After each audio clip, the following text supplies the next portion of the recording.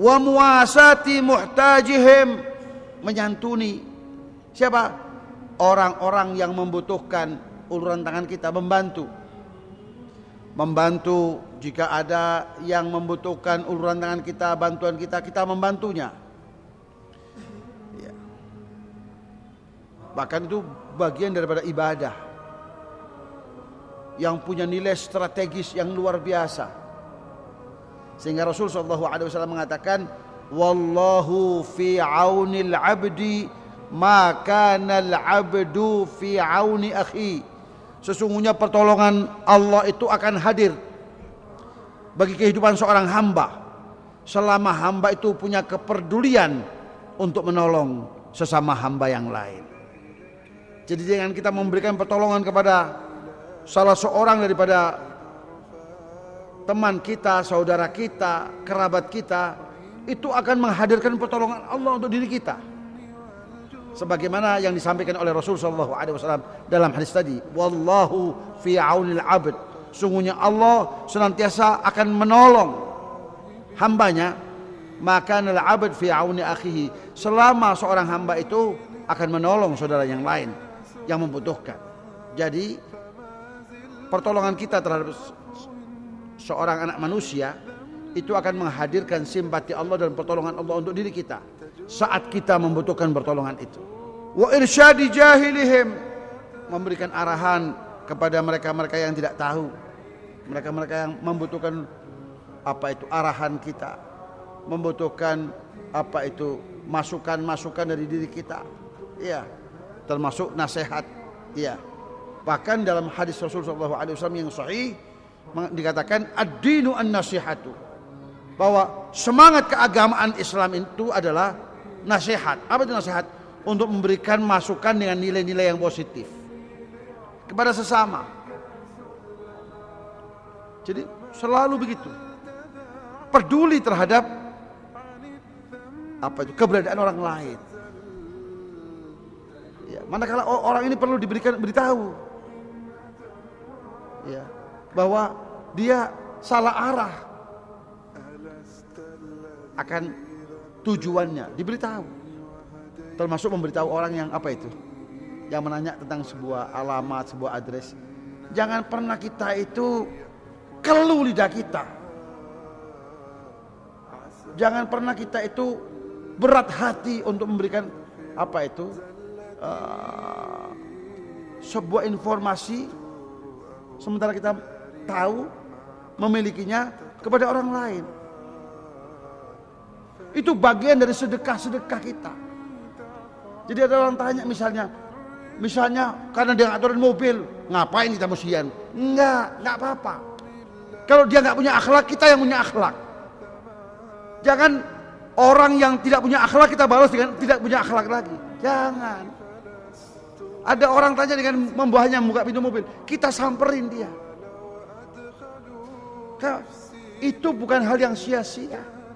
Itu malaikat akan menulis sebagai sebuah ibadah, sebagai sebuah sedekah.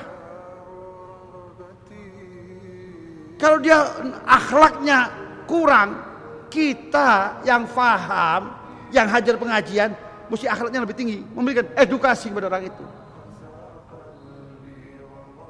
Kita samperin, tanya, kita jawab sesuai yang kita tahu. Jangan malah orang disasarkan, jarno sombong aja. Jangan, kita sama rendahnya dengan dia, tapi kita tunjukkan sebagai akhlak sebagai seorang muslim itu begini.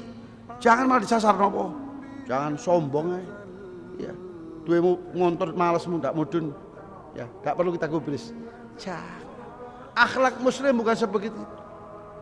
Muslim itu samuh. Muslim itu adalah sosok yang pemaaf. Muslim itu adalah sosok yang dermawan. Dermawan itu tidak harus waktu kita kaya baru dermawan, tidak. Dermawan termasuk berbagi informasi. Sekali lagi, dan itu sebuah bagian daripada ibadah.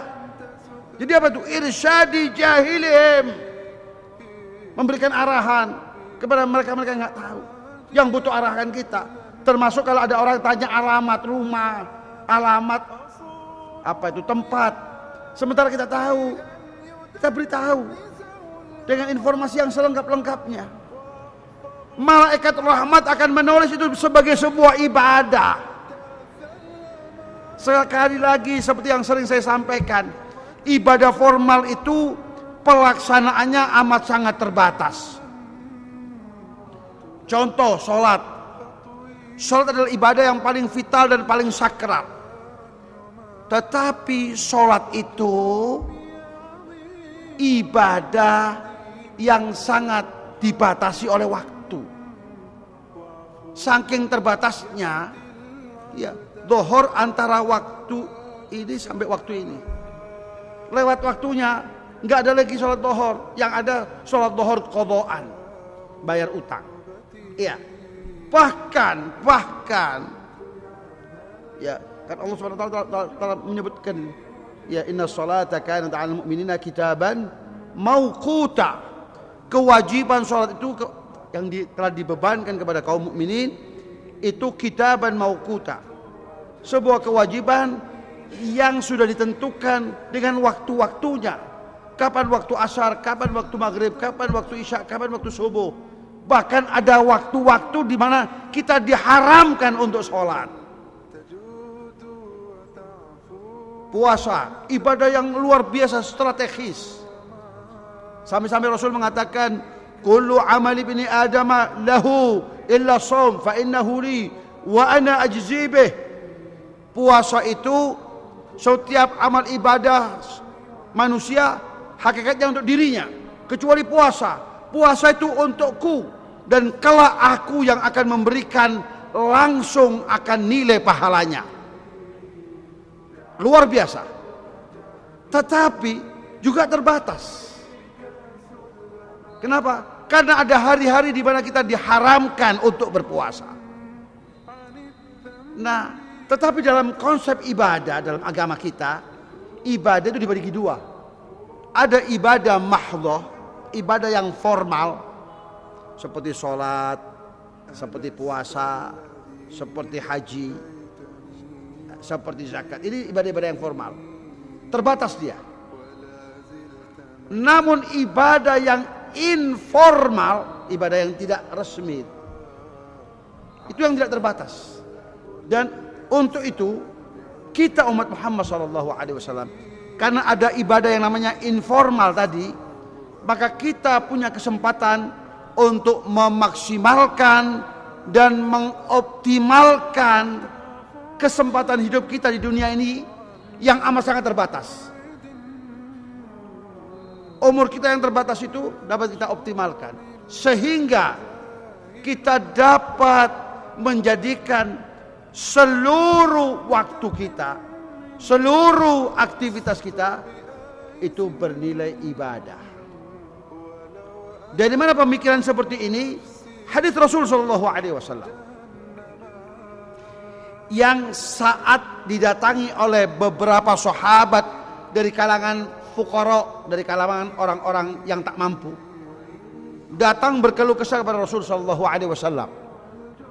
Lalu mereka mengatakan kepada Rasul, yaitu fuqara al-muhajirin, ya Rasulullah, dhahaba ahlud duthuri bil ujur. Wahai baginda Rasul, kami ini telah kalah dalam berkompetisi menghimpun amal kebajikan dengan orang-orang kaya tersebut, dengan mereka orang-orang kaya itu. Kenapa? Yusalluna kama nusalli, karena mereka sholat sebagaimana kami sholat. Maksud sholat ini adalah sholat sunnah. Kalau wajib nggak usah diomongkan. Sholat sunnah, tahajud, sholat witir, sholat tasbih, ya, sholat yang punya nilai ini, yang punya nilai strategis, ya, sholat tasbih, ya, dalam seumur hidup kita, walau sekali anjuran Nabi untuk melaksanakannya, yang disebut dengan sholat tasbih, sholat sunnah 4 rakaat yang melibatkan 300 kali tasbih. Setiap rakaatnya 75. 2 kali salam boleh, sekali salam boleh. 4 rakaat 300. Nah itu walaupun hanya sekali seumur hidup dianjurkan oleh Nabi untuk melaksanakannya. Ya. Dan umumnya masyarakat kita melaksanakannya pada waktu Ramadan. Sebetulnya tidak harus Ramadan, tapi Ramadan itu apa itu?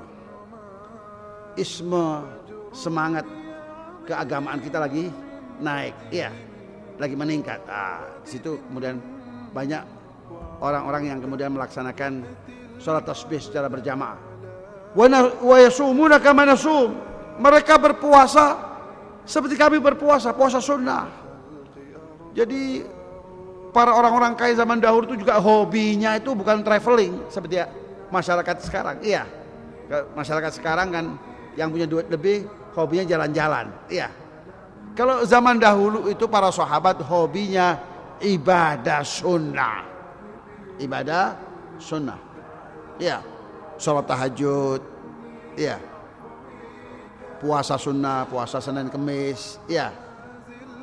Puasa Arafah. Nanti ini puasa Arafah. Iya. Nah, sekarang ini kita di bulan Muharram. Iya. Puasa itu. Puasa sunnah di bulan Muharram. Iya. Sebuah hadis Rasulullah SAW yang diriwayatkan oleh Al-Imam Al-Ghazali dalam kitab Ihya Ulumuddinnya. Ya.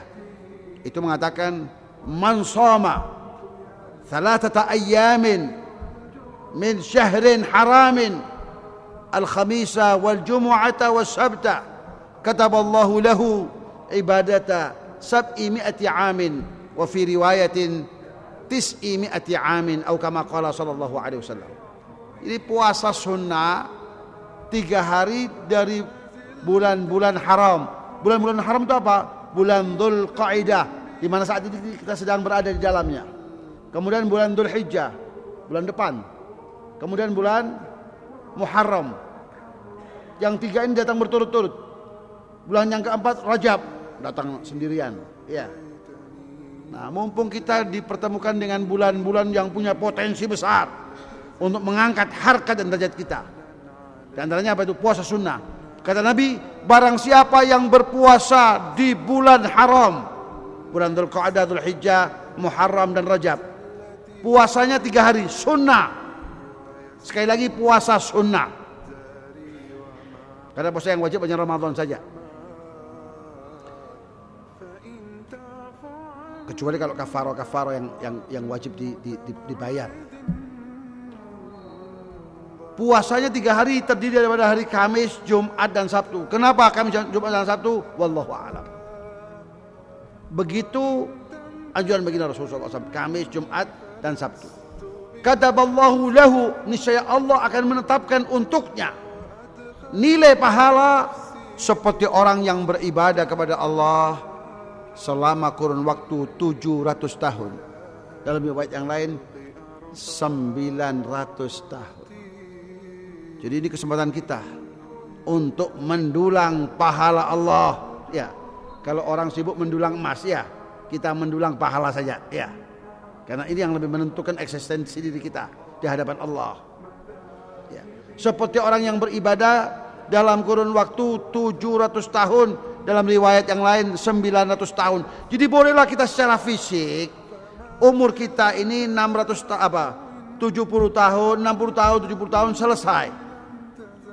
Tetapi kita punya kesempatan untuk mendepositokan nilai amal kebaikan, nilai pahala seperti orang yang berusia ratusan tahun, bahkan ribuan tahun. Melalui apa? Melalui fasilitas yang memang Allah hadirkan di tengah-tengah kehidupan kita. Salah satunya adalah keberadaan 4 bulan yang mulia itu, yang telah disinggung keberadaannya oleh Allah dalam Al-Quran. Inna iddatash syuhuri indallah 12 syahran fi kitabillah yauma khalaqas samawati wal ard minha 4 hurum. Sesungguhnya jumlah bilangan bulan dalam setahun itu ada 12 bulan. Begitu ketetapan Allah tatkala Allah ciptakan petala langit dan bumi. Maka Allah tetapkan dalam setahun itu ada 12 bulan.